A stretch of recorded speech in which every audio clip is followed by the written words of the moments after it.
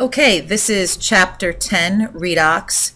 This is electrochemical cells, and in today's objectives, we are going to identify specific characteristics of a galvanic cell.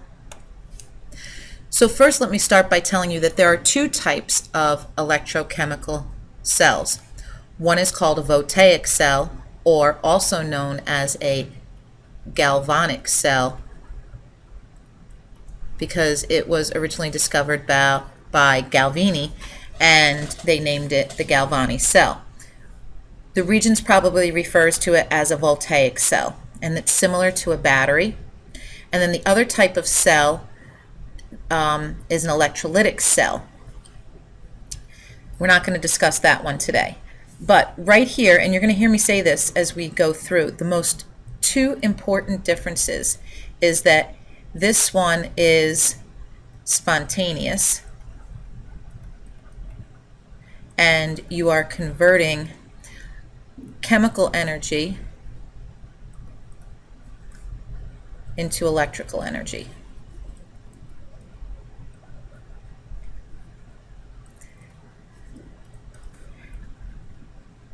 And the second type of cell, the electrolytic cell, is non-spontaneous, meaning you need energy in order to make it happen.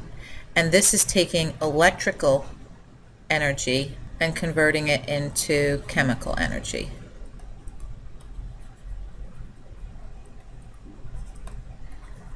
So we're going to talk about, just briefly, similarities between the two. So these are things that both cells have in common. So both involve redox reactions. So in both types of cells, we have one substance or one species losing electrons and another gaining. So they both involve the flow of electrons. Both involve the flow of electrical energy or current. The only difference is that one produces it and the other uses it. And this is measured in volts. V-O-L-T-S. Both have two electrodes, which are conductive surfaces where the oxidation and reduction occurs. And these electrodes are called the anode and the cathode. And we have oxidation or reduction occurring in each half cell. So remember how we had the saying, Leo says Ger? Loss of electrons is oxidation, gain of electrons is reduction. Well, we also have another saying called red cat anox. And what that means is reduction is always at the cathode.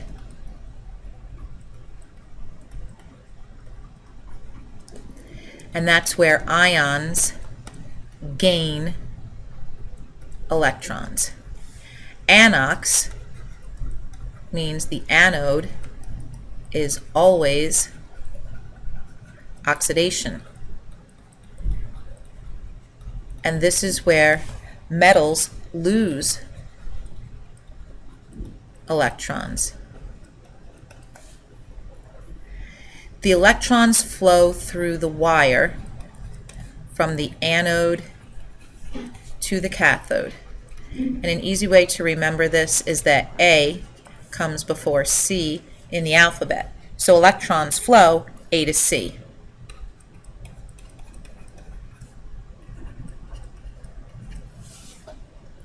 So let's take a look at the first one. This is a typical Voltaic cell. And the easiest way to tell a Voltaic cell is that a Voltaic cell has a salt bridge.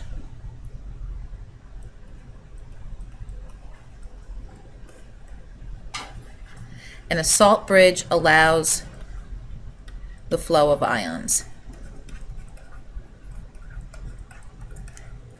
And an electrolytic cell, which we're not talking about today, does not have a salt bridge. So it's marked by the absence of a salt bridge.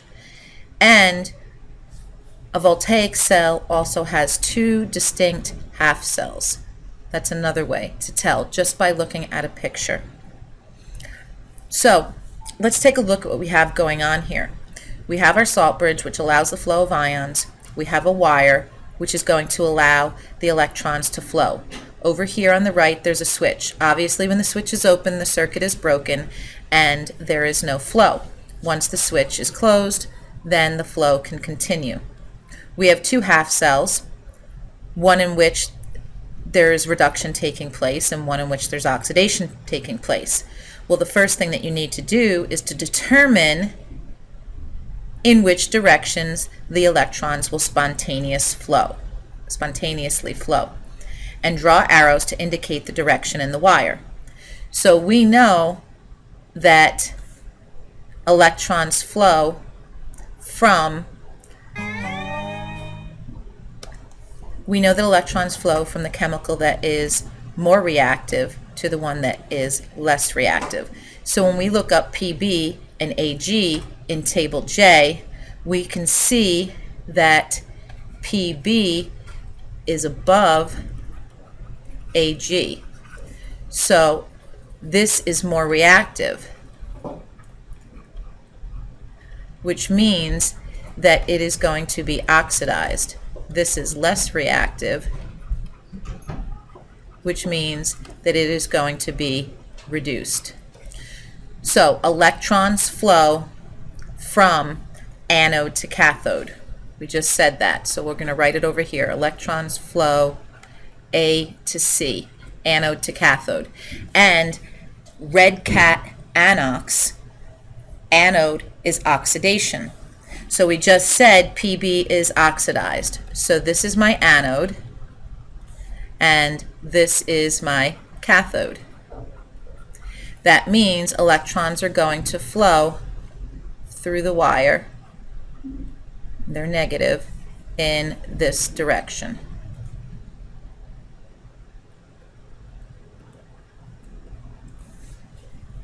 So we've done number one. Number two, based on your answer above, which would be the negative electrode and which would be the positive electrode? Well, let's think about what's happening. If the cathode is where reduction takes place, we know reduction is a gain of electrons. So if the electrons are going to come over toward this electrode and they are negatively charged, what do we know about the charge of the cathode? Is it positive or negative? Think about the saying, opposites attract, like charges repel. This is positive. The cathode is positive, which means that the anode is negative, which makes sense because this is negatively charged. So the anode is negatively charged, which makes sense because the electrons, which are also negatively charged, are moving away from it. So our negative, we'll do positive is cathode and negative is anode. And they want us to explain our answers. Well, electrons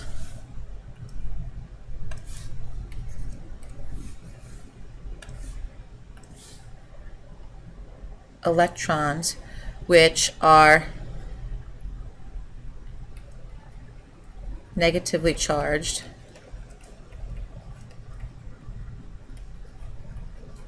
flow toward a positive electrode, and which would be the cathode. And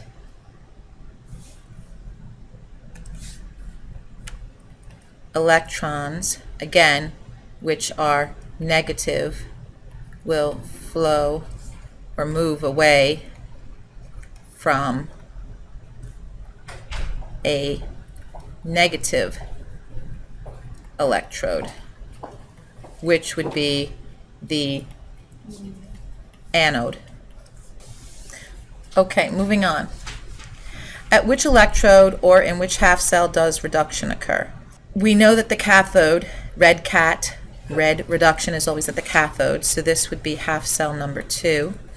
And then oxidation is occurring in half cell number 1. Which electrode is the cathode? So that would be the silver, and the anode would be Pb. So if I were to write half reactions for this, I would have Pb0 going to Pb plus 2 plus 2 electrons. So that would be my oxidation half reaction. And if I had the reduction half reaction, I would have Ag plus 1 electron going to Ag solid.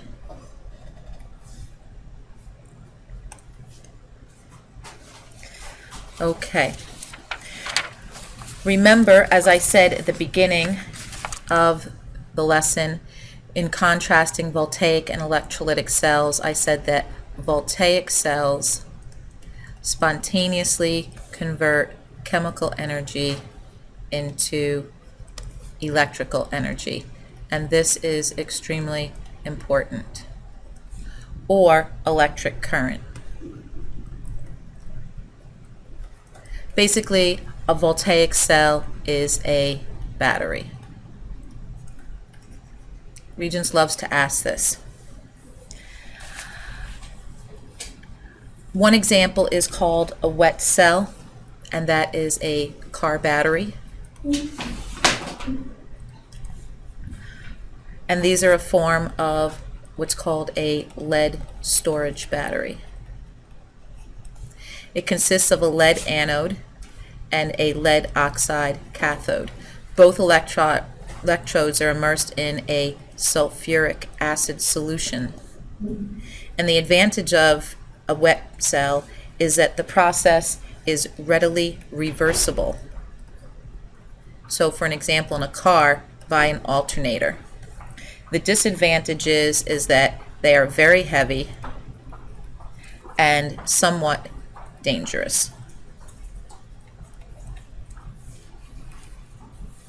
And we're going to read a little bit more about this.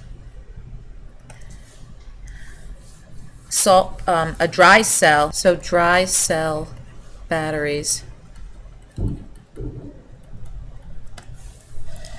in a port are the type of batteries that we find in a portable radio, a remote control, etc. And they have a carbon graphite cathode surrounded by a moist electrolytic paste. Sometimes you'll notice if you leave batteries sitting, depending on what type of atmosphere, very humid atmosphere, for long periods of times, sometimes they'll ooze something out of them. And they usually have a zinc anode. And remember, this is also very important, that a salt bridge connects the two half cells and provides a path for the flow of ions, not electrons. I can't even tell you how many places I've seen this on a Regents. Electrons flow through the wire. All right, I want to take a moment and contrast both the dry and the wet cells. Let's look at the difference between the wet cell. The primary wet cell, or Voltaic cell, was developed in 1800 by the Italian scientist Alessandro Volta. He called it a wet cell because it was made of two pieces of metal that are placed in a liquid. The metal plates, usually zinc and copper, were called the electrodes, and the liquid in the cell was called an electrolyte. An electrolyte, as you know, is a substance that conducts an electric current. The zinc electrode reacts chemically with the sulfuric acid, so the sulfuric acid is what's being used as the electrolyte. The chemical energy released separates electrons from the zinc atoms, and those electrons collect on the zinc plate, which is called the negative terminal of the cell. At the same time, the positive charges collect on the copper plate, which is called the positive terminal of the cell.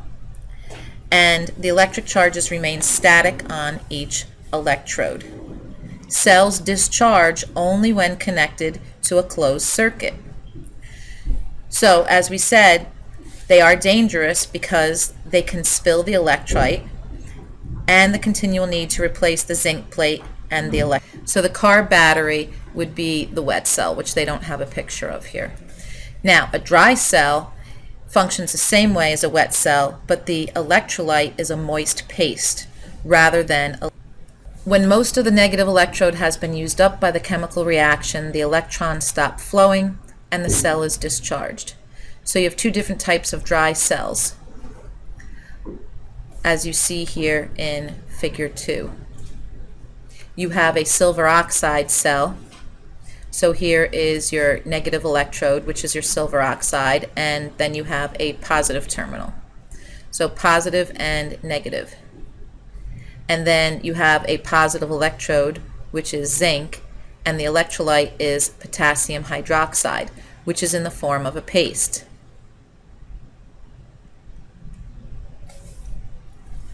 The printed warnings on battery blister packs are there for your safety. It is unsafe to recharge or disposable primary cells and batteries.